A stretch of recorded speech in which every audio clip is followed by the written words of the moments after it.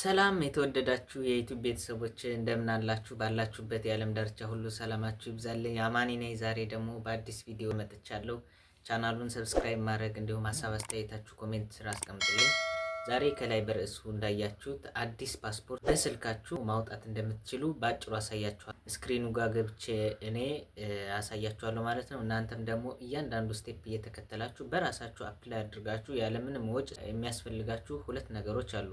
እነዚህም የመጀመሪያ የቀበሌ መታወቂያ ወይም ደግሞ መስሪያ ቤት መታወቂያ ያስፈልጋችኋል። ከሁለቱ አንዱ የታደሰ ማለት ነው። ሁለተኛ በርዝ ሰርቲፊኬት ማለት ነው። አውተንቲኬትድ የሆነ ቀበሌ ወይም ደግሞ ወሳኝ ኩነት ጋር ሄዳችሁ የምታወጡት። እነዚህ ሁለቱ ከያዛችሁ እንግዲህ ቀጥታ እኔ ስክሪኑ ጋር ገብቻ አሳያችኋለሁ። እናንተ ደግሞ በስልካችሁ ፎሎ ታደርጉኛላችሁ። ኦኬ እንግዲህ ቤተሰብ ይሄው ወደ ስክሪኑ ገብቻለሁ ማለት ነው። እናንተ በስልካችሁ ተከታተሉኝ። ወደ ጉግል ወይም ደግሞ እናንተ የምትጠቀሙት ብሮዘር ትገቡና እንግዲህ እዚች ጋር ምን ብላችሁ ትጽፉልኛላችሁ? ኢትዮጵያን ፓስፖርት ኦንላይን ብላችሁ ሰርች የሚለው በተን ትጫናላችሁ። ከዛ በኋላ እዚች ጋር የምታዩት አፕላይ ፎር ኢትዮጵያን ፓስፖርት ኦንላይን የሚለው ሎጎ ራሱ የኢትዮጵያ ካርታ ያለበት ማለት ነው። እሷን ጠቅ ታደርጓታላችሁ።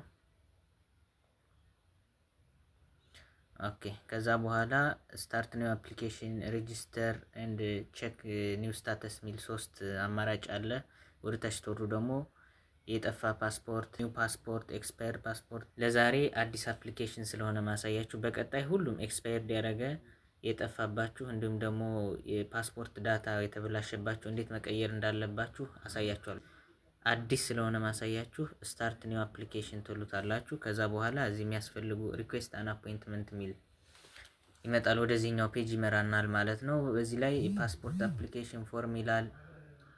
አፕላይድ ኦንሊ በኢትዮጵያ ናሽናል ቱ ዩዝ ሞር ዛን ፓስፖርት ስትሪክትሊ ፕሮሂቢትድ ምናምን።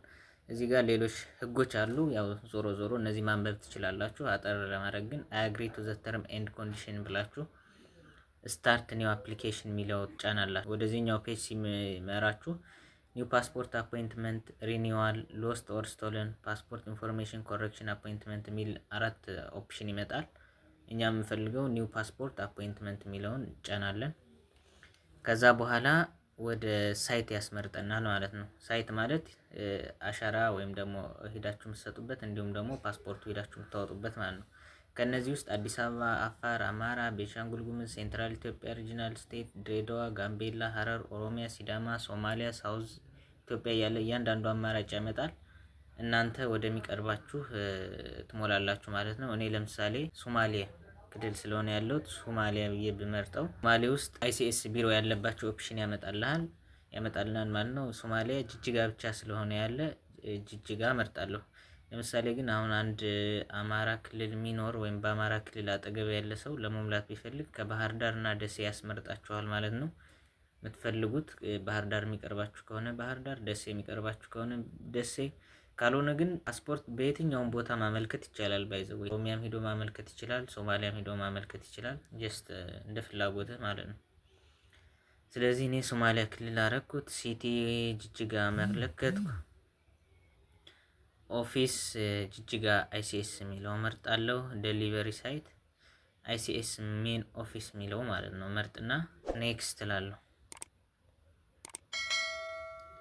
ከዛ ኔክስት እንግዲህ ከነዚህ ያሉት ቀኖች ያሳየናል። እነዚህ ሙሉ ደብዘዝ ያለው ከለር ያለው የተያዙ ናቸው።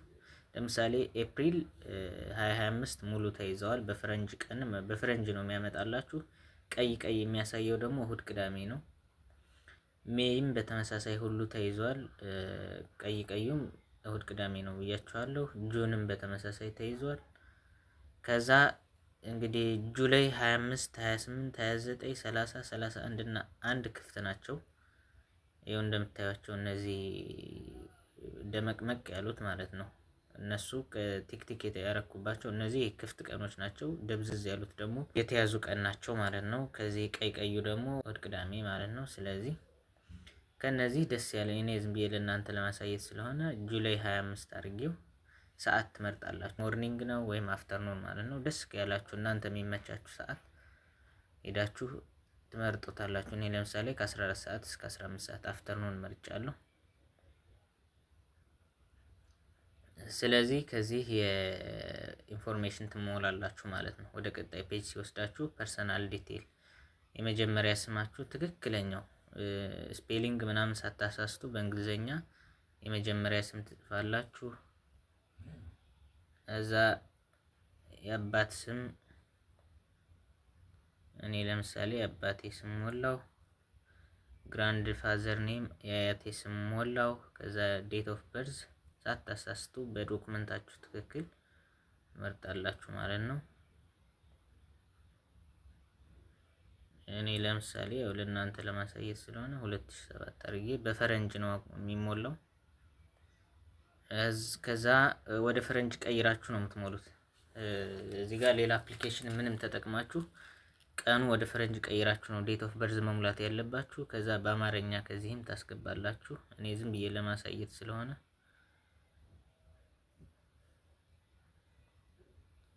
ተሞላላችሁ። ባይ ዲፎልት ናሽናሊቲ ራሱ ነው የሚመርጥላችሁ። ያው ሌላ ሀገር ቢያመጣውም ግን ኢትዮጵያ ብቻ ሆነ ስለሆነ መሙላት የሚቻሉ። ከዛ ፎን ነምበር ደግሞ ኦኬ፣ በርዝ ፕሌስ ተወለዳችሁበት ቦታ ማለት ነው። ይሄ እኔ አስገባው። ለምሳሌ ሶማሌ ክልል ሸበሌ ብዬ አስገባው። በርዝ ሰርቲፊኬት ዩኒክ አይዲ ማለት ደግሞ ልደት ሰርቲፊኬት ከላይ ላይ ያለ ይሄው በፎቶ እንደምታዩት ያከበብኩበት ያች ናት። በርዝ ሰርቲፊኬት ዩኒክ አይዲ ካስገባችሁ ማስገባት ትችላላችሁ፣ ካልሆነ ማንዳቶሪ አይደለም። እነዚህ ቀይ ከለር የኮከብ ምልክት ያለባቸው እነሱ ግዴታ የሚሞሉ ናቸው። እዛ ስራ ምናምን ይላል ያስመርጣችኋል። ከፈልጋችሁት መሙላት ትችላላችሁ። ከነዚህ ካሉት መርጣችሁ ካልፈልጋችሁት ማለፍ ትችላላችሁ። እኔ ለምሳሌ ስቱደንት ማለት እችላለሁ። የአይ ከለር፣ ሄር ከለር ሁሉም ማስቀመጥ ትችላላችሁ። ጀንደር ሜል ነኝ። ማርሻል ስታተስ ግዴታ ነው። ሲንግል ነኝ፣ ሲንግል። ከዛ ሪጅን ትሞላለች። ሶማሌ ያስገባው። ሲቲ ጅጅጋ ማለት ነው። ከዛ ስቴት፣ ወረዳ፣ ቀበሌ፣ ስትሬት እነዚህ ማለፍ ትችላላችሁ። ዘን ኔክስት ሉና ፋሚሊ ኢንፎርሜሽን ማስገባት ከፈልጋችሁ ማስገባት ትችላላችሁ። ካልሆነ ደግሞ ፓስ ማለት ትችላላችሁ። ከዛ ፓስፖርት ፔጁ እንግዲህ ካሉት 30 እስከ ዛሬ ድረስ 32 ብቻ ነበረ በኦንላይን አፕሊኬሽን የሚሰጥ። አሁን ግን 64ም 92 ፔጅ መስጠት ተጀምሯል። ዘን ሰብሚት ትሉታላችሁ ማለት ነው። አሁን አታችመንት ነው የሚቀራችሁ። ከዚህ ላይ ቫሊድ ሬዚደንት አፕሊካንት አይዲ ወይም ገቨርንመንት ኢምፕሎይመንት ኦርጋናይዜሽን አይዲ ይላል። ከነዚህ ውስጥ እንግዲህ የቀበሌ መታወቂያ ወይም ደግሞ የምትሰሩበት መስሪያ ቤት መታወቂያ መጀመሪያ ስካን አርጋችሁ ትይዛላችሁ። ከዛ በኋላ ሰሌክት አርጋችሁ አፕሎድ ታደርጉለታላችሁ ማለት ነው። ዝም ብዬ አንዱ ፋይል አፕሎድ ላድርግለት። ከዛ አውተንቲኬትድ በርዝ ሰርቲፊኬትም በተመሳሳይ አፕሎድ አድርጌ ጨርሻለሁ። ትክክለኛው ነው ማስገባት ያለባችሁ፣ እኔ እናንተ ለማሳየት ነው። እዚህ ላይ በጣም አስፈላጊ ነገር ስለሆነ ይሄ አፕሊኬሽን ነምበር የሚለው ይቺ ቁጥር መርሳት የለባችሁ። በኋላ ፓስፖርታችሁም መድረሱም እንዲሁም ደግሞ ስታተሱ ቼክ የምታደርጉበት ይሄ ኤኤም 7116 ይሄ ያከለልኩበት ስለሆነ ይቺ መያዝ አለባችሁ። ይሄ ወረቀት ዳውንሎድ አድርጋችሁ ፕሪንት አድርጋችሁ መያዝ አለባችሁ ማለት ነው። ስለዚህ የሞላችሁት ነገር ትክክል መሆኑን እዚህ መታችሁ ታረጋግጣላችሁ። እንዳያችሁት ይሄው ሪኩዌስት ስታተስ ሪኩዌስትድ ይላል። አፕሊኬሽን ነምበሩ፣ ሰዓቱ፣ ሁሉም ነገር እዚህ ጋር ያሳያል። እዛ ትክክል ከሆነ አይታችሁ ኮንፊርም ትሉና ኔክስት ትሉታላችሁ። ከዛ ወደ ክፍያ ነው የሚያስመርጣችሁ በሚመቻችሁ ሲቢኢ ብር ወይም ደግሞ በሞባይል ባንኪንግ ካልሆነ ቴሌብር። እኔ ቴሌብር መርጬ እንትን ልበላችሁ። ይሄው ክፍያ 5000 ብር ነው። አያግሪ ዘተርም ብላችሁ ኔክስት ትሉታላችሁ። ኦኬ ይሄው እንግዲህ ፕራይስ ኢንፎርሜሽን አመጣልን። ኦርደር ኮድ ይሄ መጥቶልናል። ስለዚህ ቅድም ባስገባችሁት ስልክ ቁጥር የቴሌብር ተጠቃሚ ከሆናችሁ በትክክል ይቺ ኮድ ትይዙና ቴሌብር ትሄዳላችሁ ማለት ነው። ቴሌብር አካውንታችሁ ጋር ትሄዳላችሁ።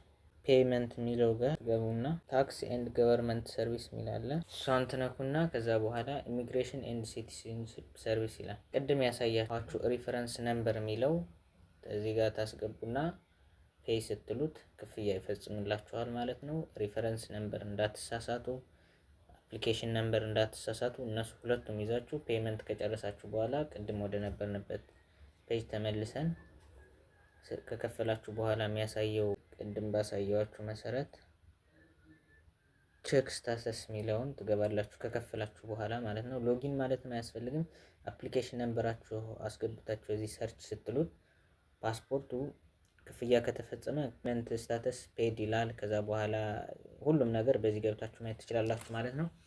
በቀጣይ ደግሞ የጠፋ ፓስፖርት እንዲሁም ደግሞ ኢንፎርሜሽን የተበላሸባችሁ እንዴት አድርጋችሁ ማስተካከል እንደምትችሉ አሳያችኋለሁ። በቀጣይ እስከምንገናኝ ድረስ ቻናሉን ሰብስክራይብ አድርጉ። እንዲሁም ሀሳብ አስተያየት ካላችሁ ኮሜንት ስራ አስቀምጡልኝ ቤተሰቦች። በቀጣይ ባሪፍ ቪዲዮ እንመለሳለን። ይመቻችሁ።